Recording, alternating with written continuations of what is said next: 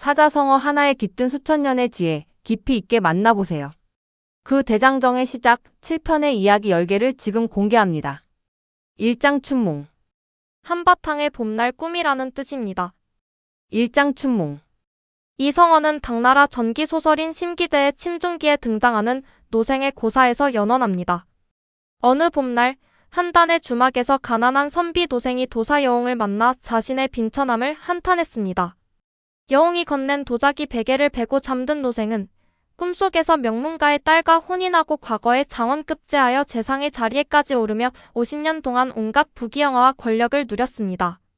하지만 늙어 죽음에 이르는 순간 잠에서 깨어나 보니 주막 주인이 짓고 있던 기장밥이 채 익지도 않은 아주 짧은 시간이었습니다. 이는 평생을 걸고 좇는 세속적 욕망이 한낱 환영의 불가함을 일깨워줍니다. 눈앞의 이익과 허영에 매몰되지 않고 매 순간 진실하고 겸허하게 살아가야 합니다. 1장 춘몽. 인간 세상에서 아등바등 누리려는 권세와 부귀영화가 결국은 짧은 봄날에 꾸는 한 편의 꿈처럼 더덥고 허무하게 사라짐을 비유적으로 의미합니다. 1장 춘몽. 영원할 것 같은 물질적 성공이나 권력에 집착하여 스스로를 잃지 말고 삶의 진정한 가치와 내면의 평화를 추구해야 한다는 교훈입니다. 1장 춘몽. 이어서 배워볼 사자성어는 비일비재. 어떤 일이나 현상이 한두 번 일어난 것이 아니라 여러 번 반복하여 자주 일어남을 이르는 뜻입니다. 비일비재. 이 성어는 특정 인물의 야사보다는 조선 왕조실록 등 정사의 상소문에 빈번히 기록된 관용적 표현입니다. 국가의 위기가 닥치거나 관리들의 부정부패가 만연할 때 충신들은 군주에게 사태의 심각성을 보고해야 했습니다. 이때 단발성 사건이 아님을 강조하고자 전하 이러한 패단이 비일비재하옵니다 라며 직언을 올렸습니다. 실제 선조수정실록 16년 기록 등 수많은 정사에서 당쟁의 폐해나 국방의 맹점을 지적하며 왕의 쇄신과 결단을 촉구하는 엄중한 수사학으로 쓰였습니다. 이는 현대 사회에서도 만연한 부조리나 반복되는 안전사고의 구조적 결함을 깊이 돌아보게 합니다. 익숙해진 악습을 당연한 일상으로 치부하지 말고 반복되는 문제의 근본적 고리를 끊어내는 쇄신의 태도를 가져야 합니다. 비일비재. 어떤 사건, 현상 혹은 패단이 일회성에 그치지 않고 수없이 흔하게 일어나고 있는 상황을 비유적으로 의미합니다. 비일비재. 잘못된 관행이나 실수가 반복되는 것을 방관하지 말고 구조적인 원인을 찾아 단호히 바로잡아야 한다는 교훈입니다. 비일비재. 이어서 배워볼 사자성어는 오월동주. 오나라 사람과 월나라 사람이 같은 배를 탔다는 뜻입니다. 오월동주. 이 성어는 춘추시대 손무가 저술한 병법서 손자병법 구지편에서 유래했습니다. 춘추시대 양쯔강 하류에 인접했던 오나라와 월나라는 끊임없이 전쟁을 치르던 대대로 철천지원수였습니다. 오나라왕 함려를 섬기던 전략가 손무는 병사들을 사지에 몰아넣어 결사적으로 싸우게 하는 원리를 설명하며 오나라 사람과 월나라 사람이 같은 배를 타고 강을 건너다 거센 풍랑을 만나면 평소의 원한을 잊고 마치 오른손과 왼손처럼 서로 힘을 합쳐 위기를 모면한다고 비유했습니다. 생사가 걸린 극한의 위기 상황이 적조차 전우로 만든 것입니다. 이는 현대 사회의 복잡한 이해관계 속에서도 공통의 난관 앞에서는 이념과 갈등을 넘어 연대해야 함을 시사합니다. 당면한 거대한 위기를 극복하기 위해 대립을 멈추고 협력하는 지혜롭고 유연한 삶의 태도를 가져야 할 것입니다. 오월동주. 서로 철천지원수지간인 사람들이라도 공통의 위기나 목적 앞에서는 어쩔 수 없이 서로 협력하고 돕게 되는 상황을 의미합니다. 오월동주.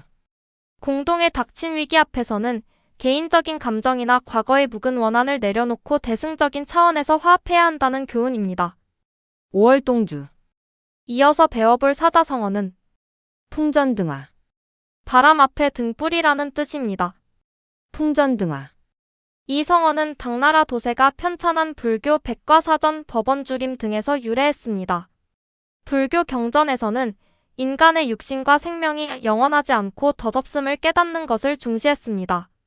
사람의 목숨이 언제 끊어질지 모르는 위태로운 상태를 거센 바람 앞에 놓인 등불에 비유했습니다. 아무리 밝게 타오르는 불꽃이라도 맹렬한 바람이 불면 순식간에 꺼져버리듯 천하를 호령하는 권력이나 부귀영화도 거대한 시대의 변화나 재난 앞에서는 한순간에 소멸할 수밖에 없는 무력한 존재라는 근원적 깨달음을 전한 것입니다. 이후 국난이나 절박한 처지를 묘사하는 말로 널리 쓰이게 되었습니다.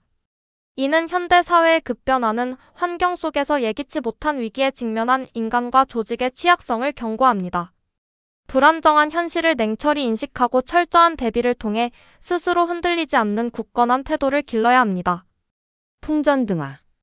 사물이 더럽거나 국가, 기업, 개인의 운명이 심각한 위기에 처하여 언제 무너질지 모르는 매우 절박하고 위태로운 상황을 의미합니다. 풍전등화. 위기의 순간일수록 방심하지 말고 정신을 가다듬어 다가올 시련에 철저히 대비해야 한다는 교훈입니다. 풍전등화. 이어서 배워볼 사자성어는 학수고대.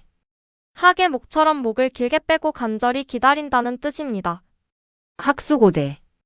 특정한 고사나 문헌에서 유래한 것이 아니라 학의 행동을 빗대어 사람의 간절한 기다림을 표현하는 비유적 표현입니다. 예로부터 동양에서 학은 신선의 새로 불리며 고귀함을 상징했습니다. 사람들은 무언가를 간절히 기다릴 때 멀리 보기 위해 발돋움하고 목을 길게 빼는 본능이 있는데 이 모습이 마치 학의 체형과 같다는 데서 학수라는 비유가 생겼습니다. 여기에 몹시 괴로울 정도로 애타게 기다린다는 고대가 결합해 만들어진 표현으로 전해지는 바에 따르면 조선시대 이후 문학적 수사로 널리 쓰이기 시작했습니다. 속도와 즉각적인 결과를 중시하는 현대 사회에서 인내와 기다림의 가치를 일깨워줍니다. 조급함을 버리고 간절한 만큼 스스로를 성찰하며 묵묵히 때를 기다리는 지혜가 필요합니다. 학수고대. 어떤 사람이나 소식 혹은 특정한 사건이 이루어지기를 마음졸이며 몹시 애타게 기다리는 상황을 의미합니다. 학수고대. 간절한 기다림 속에서도 평정심을 잃지 않고 인내하며 내실을 다져야 한다는 교훈입니다. 학수고대. 이어서 배워볼 사자성어는 견물생심. 어떠한 실물을 보게 되면 그것을 가지고 싶은 욕심이 생긴다는 뜻입니다. 견물생심. 이 성어는 특정 고전 출전보다는 예로부터 전해지는 민간의 지혜에서 유래했습니다. 전해지는 바에 따르면 인간은 눈으로 직접 보지 않으면 탐내는 마음도 크지 않지만 귀하고 아름다운 재물을 눈앞에 두면 이성적인 판단이 흐려지기 마련입니다. 특정한 영웅의 극적인 일화가 존재하지는 않으나 춘추전국시대 순자가 외부 사물에 의해 인간의 악한 욕망이 촉발된다고 경계한 철학적 맥락과 궤를 같이 합니다. 벼슬아치가 뇌물 앞에서 청렴을 잃거나 평범한 이들이 재물 앞에서 이성을 잃는 수많은 일상적 경험들이 축적되어 이 성어의 뼈대를 이루었습니다. 물질적 유혹이 넘쳐나는 현대 사회에서 시각적 자극이 인간의 이성을 마비시키고 소비욕을 지배할 수 있음을 경계합니다. 무력에 휩쓸려 본분을 잃지 않도록 견물생심의 본능을 이성으로 통제하는 단단한 삶의 태도를 지녀야 합니다. 견물생심. 인간이라면 누구나 좋은 물건이나 이익을 눈앞에 두었을 때 본능적으로 탐내는 마음이 일어남을 비유하며 주로 이러한 탐욕에 휘둘리지 않도록 절제하고 경계해야 함을 의미합니다. 견물생심. 물질적 유혹 앞에서는 흔들리기 쉬우므로 항상 깨어있는 이성으로 스스로의 욕망을 제어해야 한다는 교훈입니다. 견물생심. 이어서 배워볼 사자성어는 감언이설. 달콤한 말과 이로운 조건으로 남을 꿰는 말이라는 뜻입니다. 감언이설. 이 성어의 명확한 문헌적 용례는 정사인 승정원 일기 영조 5년 기록에서 찾아볼 수 있습니다. 영조 5년은 이인자의 난 직후로 당파 간의 정쟁이 극에 달하던 시기였습니다. 당시 조정의 한 신하가 상소를 통해 아첨하는 간신들의 달콤한 말과 이로움을 내세우는 말이 군주의 눈과 귀를 미혹시킨다며 통렬히 경고했습니다. 이는 겉으론 충언인 척 포장하나 실상은 붕당의 사익만을 취하려던 세태를 고발한 사건이었습니다. 이는 현대 사회의 각종 과장 광고나 거짓된 인간관계에서 발생하는 기만 행위의 본질과도 정확히 맞닿아 있습니다. 화려하고 달콤한 유혹 앞에서는 늘 비판적 사고를 유지하며 말 이면의 진실을 꿰뚫어보는 통찰력을 갖추어야 합니다. 감언이설. 자신의 사리사욕을 채우기 위해 거짓으로 상대방의 비위를 맞추거나 솔깃한 조건을 내세워 교묘하게 속이는 기만적인 상황을 의미합니다. 감언이설. 겉보기에 지나치게 화려하고 유리한 제안일수록 그 이면에 숨겨진 의도와 위험성을 냉철하게 비판하고 경계해야 한다는 교훈입니다. 감언이설. 이어서 배워볼 사자성어는 화양연화. 꽃처럼 가장 화려하고 아름다운 시절이라는 뜻입니다. 화양연화. 이 성어는 1946년 중국 가요 화양적 연화에서 비롯된 현대어입니다. 주시안의 노래로 시작되어 2000년 왕가위 감독의 영화를 통해 아련한 사랑의 대명사가 되었습니다. 이후 2015년 그룹 방탄소년단 BTS의 앨범 화양연화 시리즈를 발표하며 세계적인 문화 키워드로 확장되었습니다. 방탄소년단은 단지 아름답기만 한 청춘이 아니라 방황과 불안 속에서도 찬란하게 빛나는 젊음의 양면성을 서사적으로 담아내어 전 세계적인 공감을 얻어냈습니다.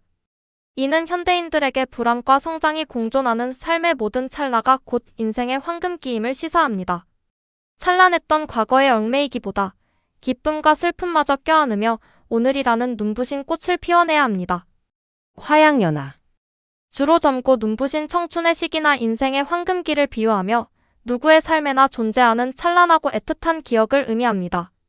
화양연화.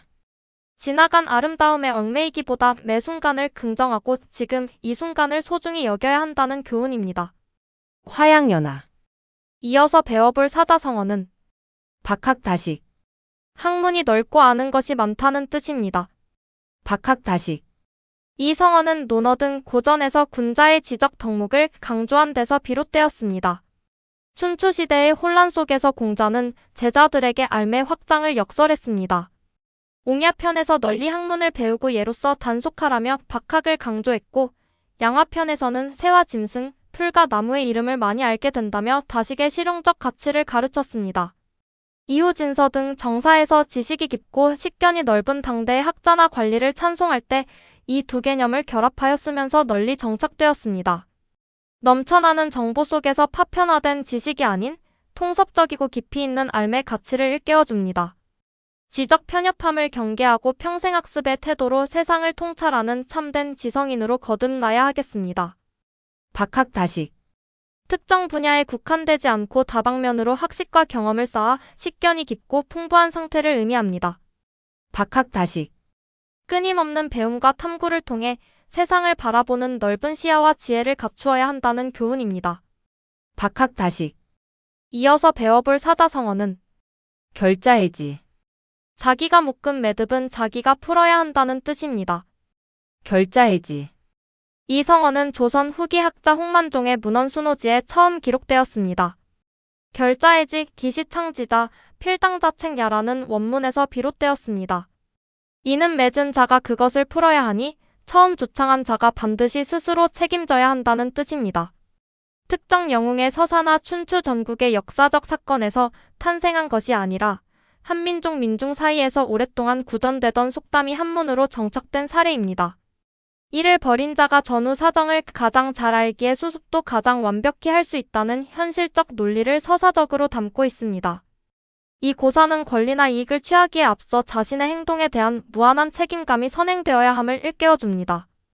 타인에게 책임을 전가하지 않고 스스로 내면을 성찰하여 문제를 바로잡는 성숙한 주인의식이 필요한 시점입니다.